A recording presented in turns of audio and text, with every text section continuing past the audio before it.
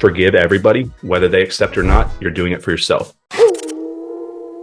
There's 3 things I did when I was at rock bottom to get my life back in the right order. The first thing was I fixed my physical condition. Our physical body and mind move together hand in hand. So if we're stressed out, anxious, and frustrated, what do? We feed our physical body drugs, alcohol, overeating to kill this. Now, if we're having a physical body that's chronic pain, or we have an injury, or we're stressed out and we can't stop focusing on it, what does that do? It creates stress, anxiety. So it creates a cyclical loop. So everything in life starts with a pattern or a sequence or winning streak. And so you hear Tony Robbins talk about progress creates happiness. The easiest way to see progress in our life is to change our physical body. So I was out of shape at the time. I was overweight. I had no energy levels. So first thing I did was I got my body back in shape. And the second thing was I needed to get my mind in shape. And I did a forgiveness exercise. And there's a 3-step process. And this is not bullshit. This is what I did. And first step is, and I do this too. I write this down. This week I do this. I go through and I put 3 columns. You to them to you, and you to you. So you to them to you, and you to you. Meaning if you can think about it, it's still on your shoulders, meaning weights that's holding you down. So go back as far as you can in your memory. You're going to turn off the phone, sit in a room privately. And I want you to think about every person that you can think about in your mind, friends, family, just a kid in your school, someone on your sports team that you regret doing something to. You kissed their girlfriend, worse possibly. You said something quickly out of a moment of frustration that was rude to them. You did something wrong. So anything you can think about, it's still holding you back, if that makes sense, because you can pull it up in the cognitive process. So over life, think about you start life with an empty bench press bar, and then you piss off someone or you have a problem. That's like putting a 5-pound on there, and then a 2.5 pounds. Sometimes we put a 45 on there. And eventually the weight that we pick up crushes us and we can't stand back up. So we need to start taking the weight off of ourselves. So the first thing is anybody that you really believe you wronged,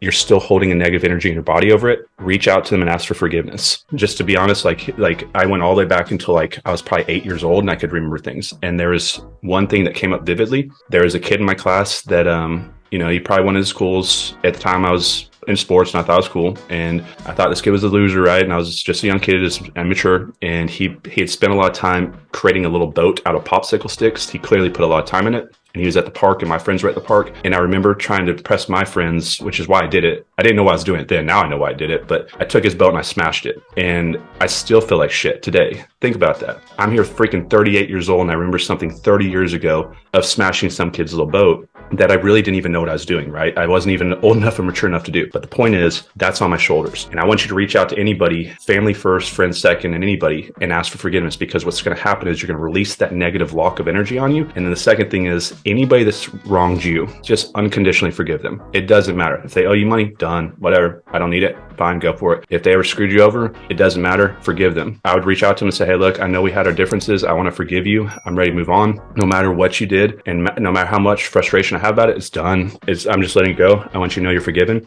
And I hope this helps you. So forgive everybody, whether they accept it or not. You're doing it for yourself. And the last one is forgive yourself. We all do this throughout our life, which is things that we wish we hadn't. There's never been a human being that's not. We are all broken in a way. It doesn't matter what you've done, how bad you've done it. Forgive yourself, because the person you were and are now is not the person you'll be in the future. And once you take the pressure off yourself and stop holding yourself from past actions, you can release yourself to become a future person better. But as long as you keep punishing yourself and not letting yourself get over things and saying, I'm this bad person, or I did this, or back when I was like 16, I cheated on my girlfriend, or, when I was 12, I stole something from my friend, or whatever it is, just forgive yourself. And that's the second step. So start creating something to move your physical body.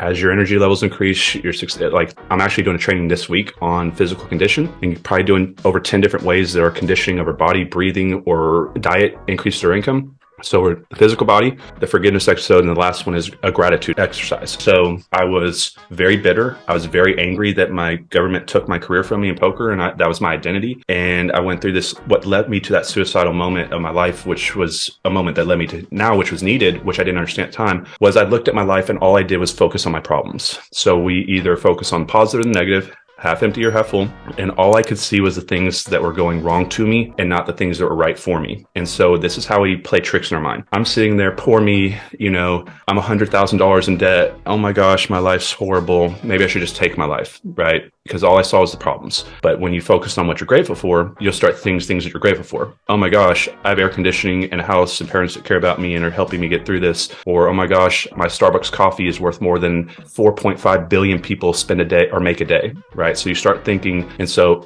just for example, like I had a really bad travel day. I was coming back from a business event. and I had COVID, and I didn't know that till later, and I was sick, and they lost my luggage. It took me like a day and a half to get home, and I hadn't slept. And I just remember sitting there. It was like 4 a.m, and I was basically playing Poor Me in my mind, and oh my gosh, all this. And this guy walks up, and he had some type of paralysis, and he had to walk on hand stilts. He could barely walk, and he walked up, nobody around, and he's barely able to pick his thing off. And I just remember feeling like such an asshole, and but I'm break, I'm crying, because I just felt so bad that I have so many things going right for me, but all I can focus on the things that are going wrong for me, and it could be so much worse. So even if you have one arm, be grateful you have one arm. I mean, like if you don't have 2 arms, right? You still have one. Some people don't have any. You know, hey, I lost a finger. Well, I still got 9 left. So focus on the things that you have and grateful for. So I'd go through and pick the different areas of your life, family, friends, faith, business, and focus on the things that you're grateful for. Now, the reason why this works is because remember frequencies. Think of your energies in your body as a radio station channel. If you're listening to country, rap, techno,